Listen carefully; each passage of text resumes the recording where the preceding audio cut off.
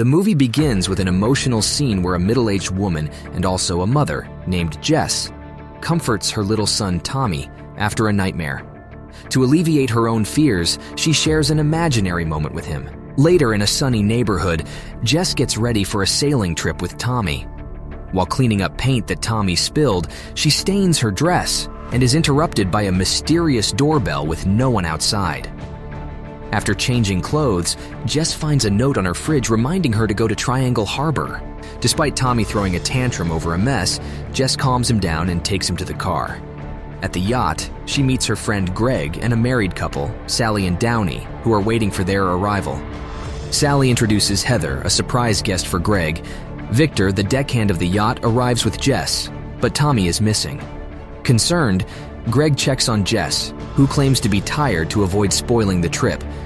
Greg introduces Jess to everyone and prepares the boat. Jess falls asleep in the cabin and has a dream about the beach, but wakes up startled, unable to remember the dream. Victor talks to Greg about Tommy's absence, and Jess initially struggles to explain until she says Tommy is at school. However, it's Saturday, and Greg reveals that Tommy attends a special needs school that is open daily. Jess, accompanied by Heather, comes out of the cabin. When a seagull flies overhead, Greg believes it is a fishing boat hoping for food. Greg encourages Jess to steer the yacht to improve her mood, while Heather and Sally gossip about their situation. Sally suspects Jess of using Greg and wanting to set Heather up with him. Greg reveals that Victor lives with him after escaping a troubled home, and Sally and Downey always try to set him up. Jess wonders if they think Victor is lonely, but Greg assures her that he's not, and admits that he purposely visited Jess at the diner to invite her to sail. Jess confesses her guilt about leaving Tommy behind, but Greg reassures her that taking time for herself makes her a good mother. Suddenly, the wind stops, and the boat becomes still. They spot a dark cloud nearby and are unsure of what to do. Greg contacts the Coast Guard, who reports no abnormalities despite their situation. The radio picks up a distressed call from a terrified woman before disconnecting. The storm hits, causing chaos. Victor and Greg try to navigate the boat to safety while the guests hide in the cabin. Greg holds on to Jess tightly as he steers, while Downey loses his grip on Heather during the turmoil. The boat capsizes just before the storm subsides.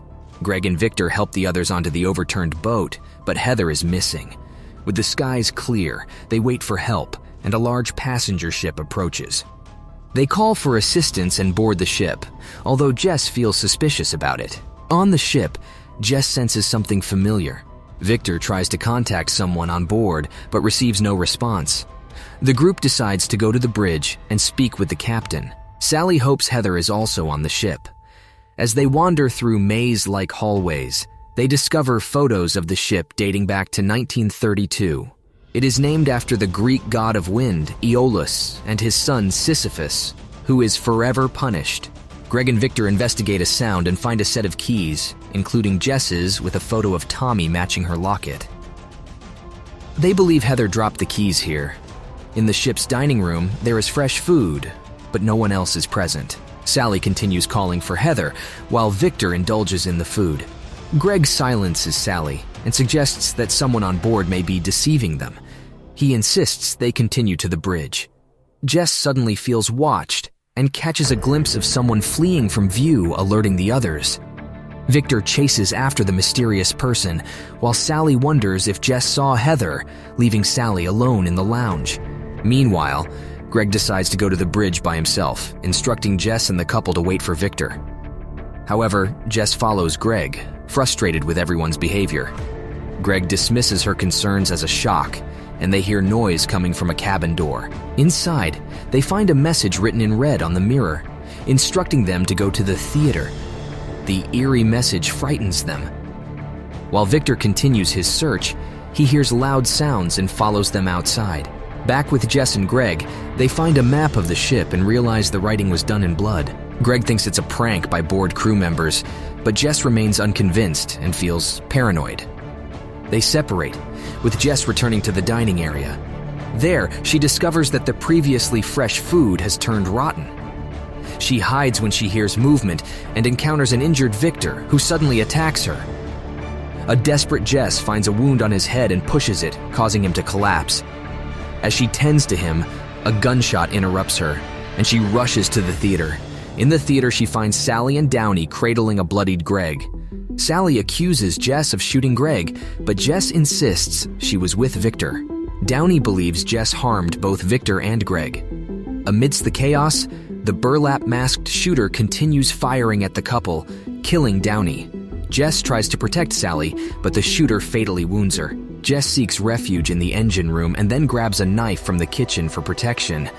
She hides behind an island, narrowly escaping the shooter's gaze. Jess believed she was safe as she headed to the boat deck, but suddenly she was struck on the head. Despite the danger, she fought back and managed to escape to the lower floor, with the shooter pursuing her. The gun jammed, leading the frustrated shooter to throw it at Jess. Seeking refuge, Jess ran to the back of the ship and found an axe. She cleverly used a broken valve to mislead the shooter before returning to the front of the ship. A fierce struggle ensued, and Jess cornered the woman who confessed that the only way out was to kill them. In a decisive move, Jess struck her with the axe, causing her to fall into the water. Finding solace in music from a nearby cabin, Jess discovered a gramophone while tending to her injuries. Outside, she heard the commotion and saw everyone from Greg's yacht alive and seeking help. Confused, she retreated, but was drawn back to the gramophone. From her hiding spot, she narrowly avoided being spotted by her doppelganger. Overwhelmed, she accidentally alerted the others by dropping her keys and had to flee, finding refuge in an empty corridor. As she wandered, she overheard Sally calling for Heather in the dining room and caught a glimpse of her own reflection disappearing in a mirror. Returning to the deck, Jess discovered Downey's body being attacked by seagulls. She shared her terrifying ordeal with Victor, explaining that the person with them was a copy of herself.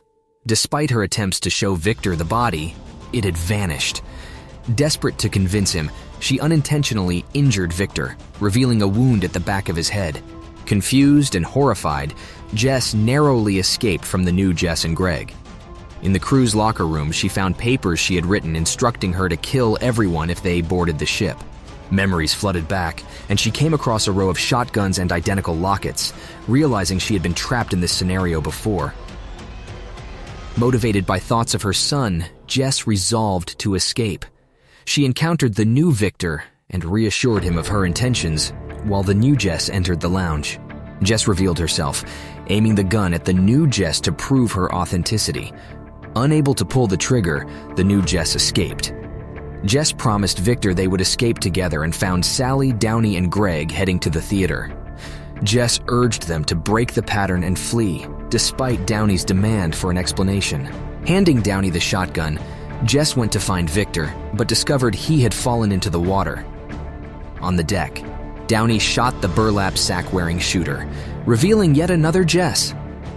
The shooter Jess revealed that Victor had fallen, but they couldn't prove she pushed him. The original Jess returned and attempted to communicate with Greg via the radio, but the line disconnected. Sally sent a distress call from the engine room, while Greg's voice played from the speakers.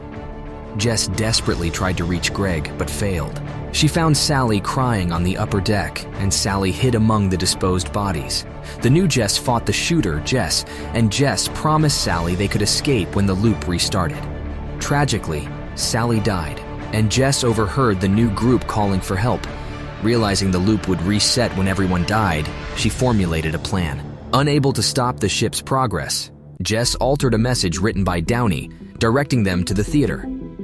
She instructed the newest Sally and Downey to follow the plan. Disguising herself as the new shooter, Jess followed the newest Greg to the theater and revealed her plan to start another loop.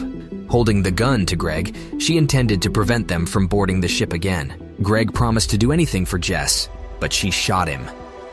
Sally and Downey were alarmed as Greg fell. Jess listened as the couple argued with the newest Jess, firing another shot and chasing her into the engine room. On the deck, Jess struck the third Jess on the head. Pleading for her life, the third Jess escaped when Jess hesitated. Her shotgun jammed and she threw it as the third Jess grabbed an axe.